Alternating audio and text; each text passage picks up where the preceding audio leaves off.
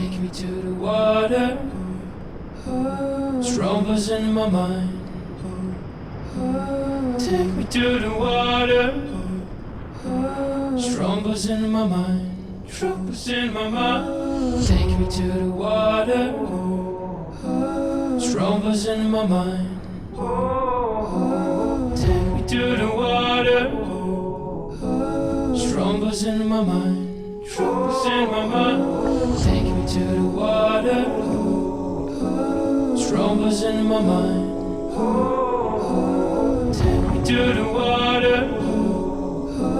Strong buzz in my mind.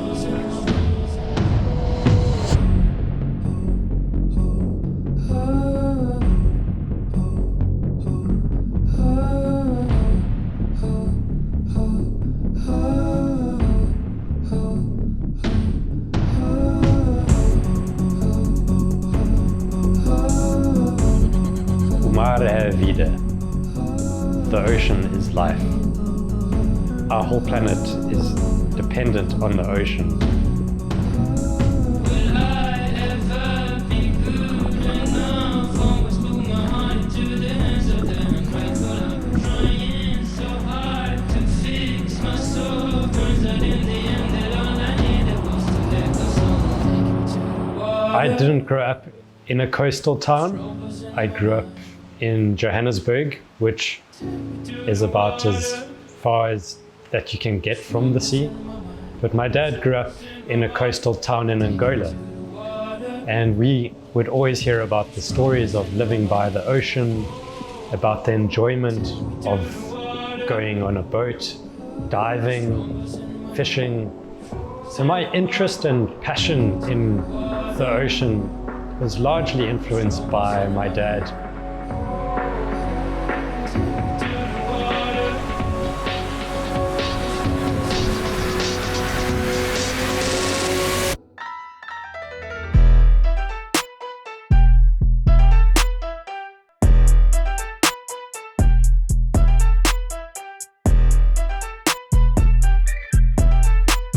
Being a vet allows me to work with living, breathing organisms, whether they're dogs, cats, seals, birds, and it allows me to really experience the wonders of nature, while allowing me to problem solve and to really challenge myself mentally. And then it's an extremely rewarding profession because you're taking these problems where the animal can't really tell you what's wrong. You're using your problem-solving skills and you're coming up with plans and you're executing these plans and you're seeing the end result where these animals recover, they have a better quality of life afterwards, and it leaves that relationship between the animal owner a lot better in the long run.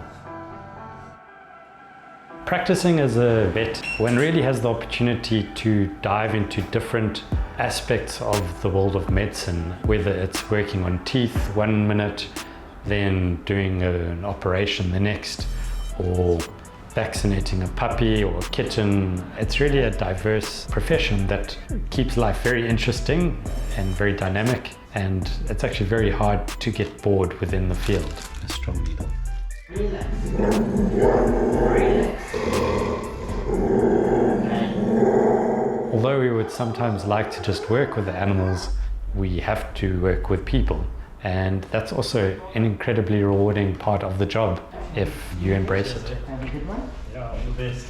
Thank you. So although being a vet is extremely rewarding in many aspects, it does come with its challenges, both emotionally and physically, whether it's becoming overly committed to a case that you just can't get right, and seeing an animal suffering, or the physical exhaustion of being on your feet all day. And there's always a time in any vet where they've dealt with a specific case that is highly memorable, that's really touched them and like really pushed them. And for me, there was a little dog called Poppy, who at 6 weeks old was brought into the clinic with a severely damaged skull. She had been found on the middle of the road, circling. At first, it looked like a hopeless case, and we thought this animal is better off to euthanize. But then there was this little light in her eyes that we just found it very difficult to just let her go. And we started a treatment plan and we started to see a daily improvement. First, she started eating and then she started opening her eyes and then her wounds were healing. And we thought, oh, this is it. We've recovered this animal. But as weeks went past, it was apparent that she also had other underlying problems that were going to complicate her life in the long term. So Poppy started having really bad seizures. She started becoming very reactive in a negative way to triggers in the environment. Her circling behaviors became intense. And ultimately, as her caregiver, as her owner, and as her vet, I had to make a really difficult decision. And that was to euthanize my own dog. It's an animal that everyone loved so much, more than we actually even realized. And there still isn't a day that goes past where the team doesn't think about Poppy. And we have pictures throughout the clinic as a reminder, and also just a reminder of the love that there is between humans and animals.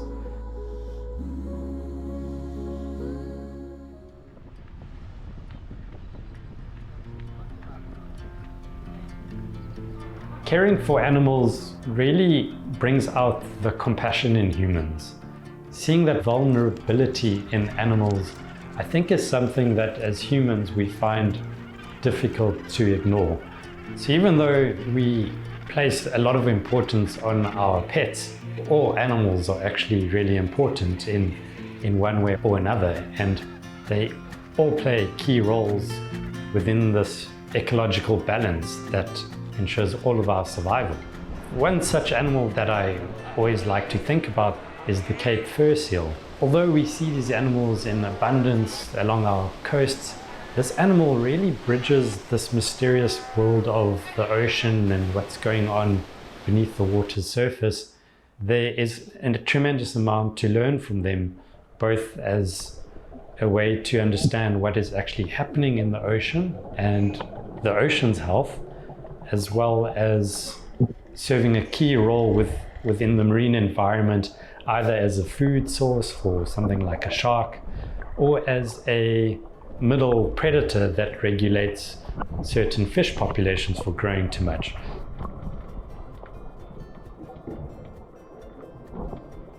The sense of joy that we get from helping an injured animal or a vulnerable animal, it's almost infectious, and that creates that really great sense of positivity. And when animals are not being looked after, the reverse happens. We see these animals being neglected. We feel heart sore because someone should be doing something about it. Why are we letting this animal suffer? It's vulnerable. And this all comes back to a lot of the pressures that we have put on animals and how we've encroached on their own environments, how we've put barriers up that limit these animals from moving, how we've completely destroyed their habitats. Come down, calling your soul. I said, come down, calling your inner soul. Learn how to let it go. You better learn how to let it go.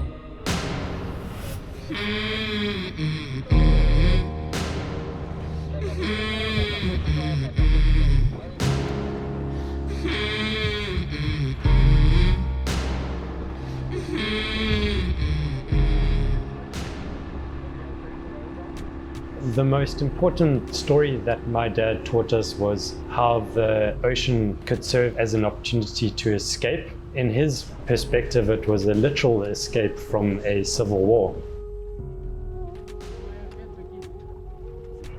In his mid-20s, he, together with other young men, escaped quite a severe civil war in Angola. They escaped being arrested and sailed back to Portugal with nothing more than a compass and a little handheld radio.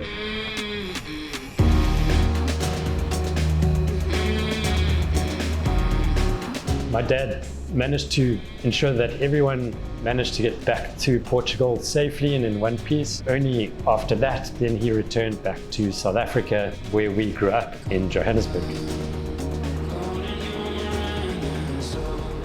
The way he used to speak about the ocean as an escape, but also as a place that brought a lot of joy, was something that just carried through to our childhood. And every time there was an opportunity to go to the sea, or an opportunity to swim, or to enjoy the beach, my dad would set the example. And in many ways, he unified our family around the ocean. And now that we are all living by the sea and there's a new generation of family members coming out, the sense of respect and passion and enjoyment for the ocean has been fostered and has influenced me in how I want to live my life in a more responsible and respectful way for the ocean and the planet overall.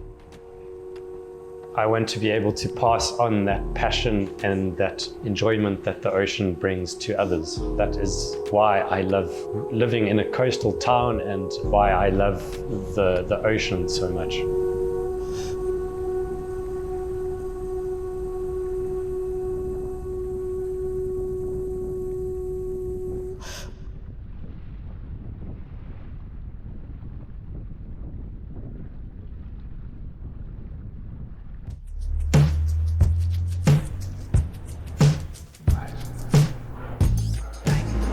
Can I please get a Roger Rabbit juice and the vegetarian kelp lasagna? Thank you. Thank you. Without having the ocean, we would essentially not have any fresh water. We think that, yes, trees and dams provide water on land because they evaporate and then the rain falls. But all of that water originated from the ocean in some way, through evaporation, that then the wind brought it across onto the land where it's fallen in the mountains and trickled down into little streams that then become rivers and feeds the trees and the soil that ultimately result in our ability to survive on land.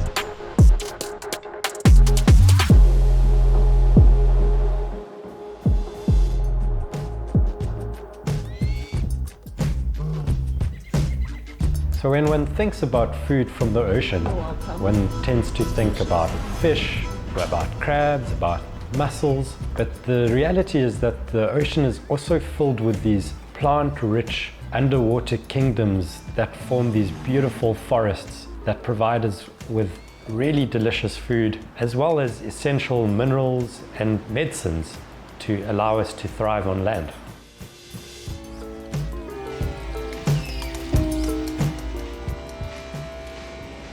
The ocean not only brings us important food resources and fresh waters that we can survive, but it also provides us environment like the beach where we can have a lot of fun.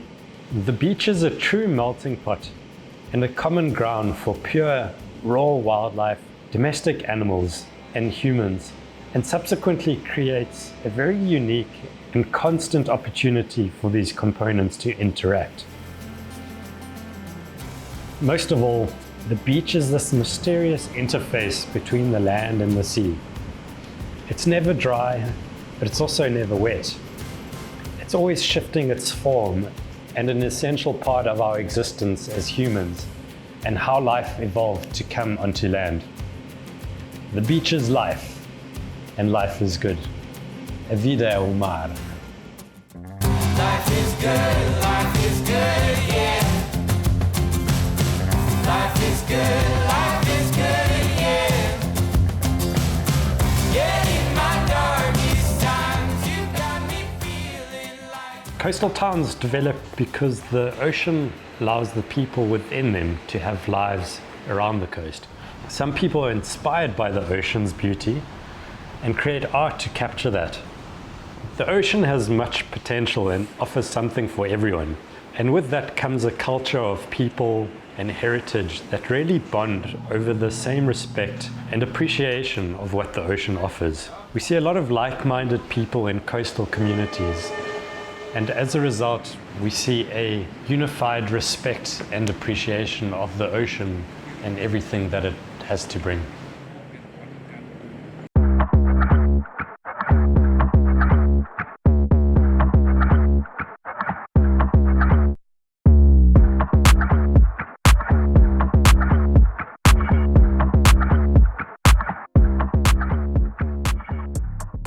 The devastating impact that we as humans have on wildlife is evident in our daily lives, either in the form of entanglements or human-wildlife conflict.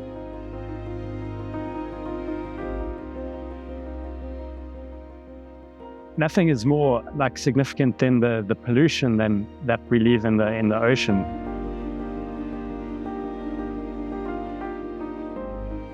The human impact on the ocean doesn't just stop with us throwing a bit of rubbish into the sea and resulting in a single animal being entangled. It starts with the vehicles we drive and the way we pollute the actual atmosphere that we all depend on. The ocean is this amazing sink which stores the carbon dioxide which we generate. And in that process, it's storing this carbon dioxide in the water and leading to changes on a massive scale on all organisms that lived and rely on the ocean for their health. So if we take all these different impacts that humans are having on the ocean, it's quite scary to think what the ultimate end result will be in a few decades' time, and ultimately what impact that will have on us as humans living on the land.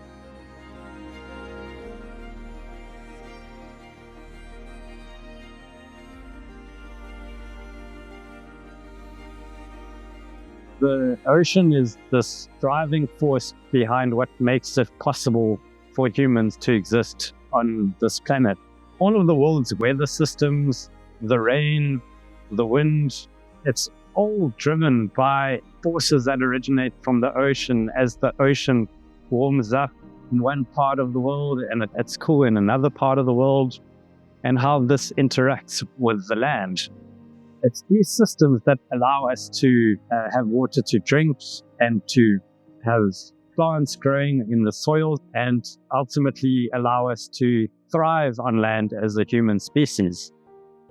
But when we go and disrupt this balance that the ocean has with the land through our greedy or selfish needs as humans, we disturb this balance and it leads to extreme weather patterns that bring floods, that bring droughts, and that ultimately compromise our ability to survive in places 1,000 kilometers from the sea.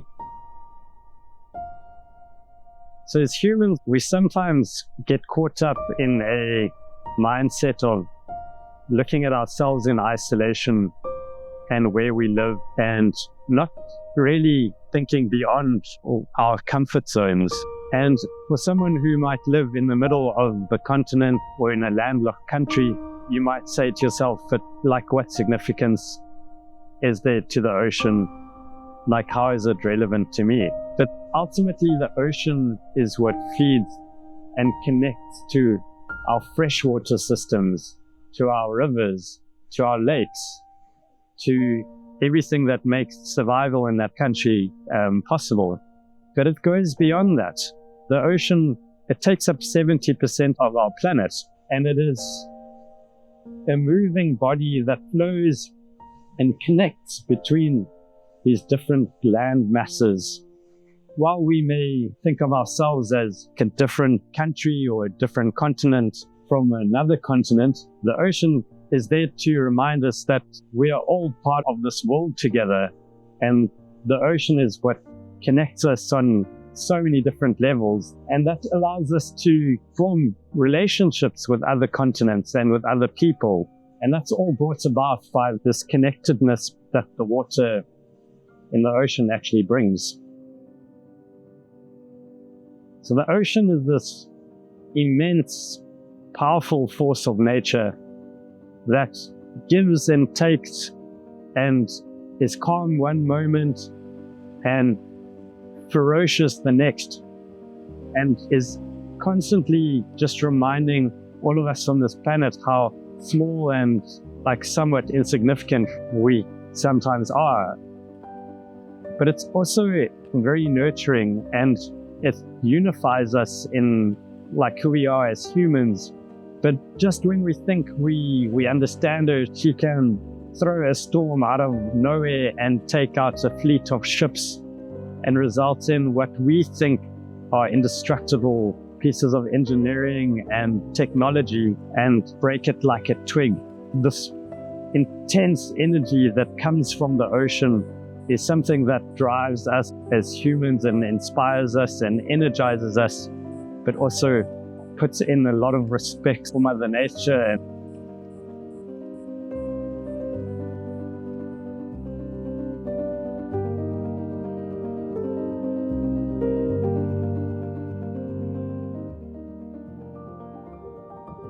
So tides create positive changes on the ocean through their powerful action and allow the ocean to thrive. So if I had to be a tide, I would like to be an incoming tide, because the incoming tide brings fresh water, it brings new oxygen, and it brings new ideas, and it brings components that allow the ocean to thrive.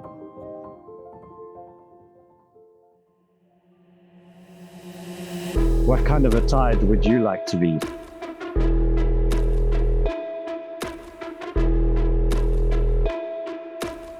You. Yes, you, I'm talking to you.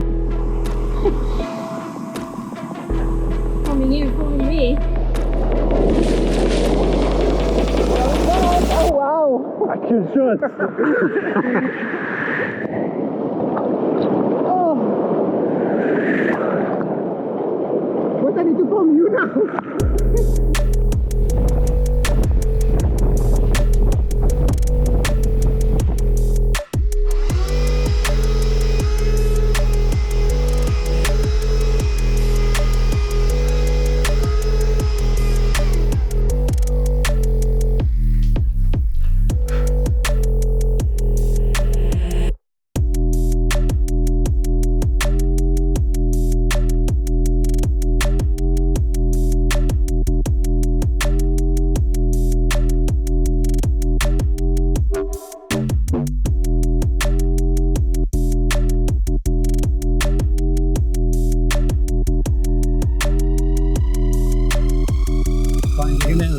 Playing in the background. Some soft piano. Changing to.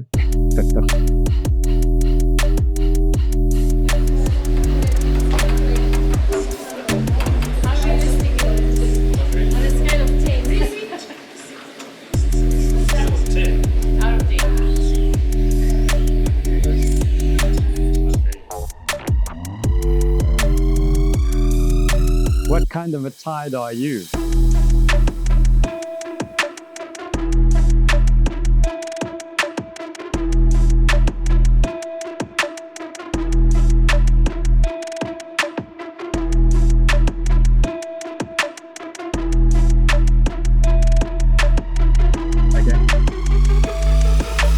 So tides creates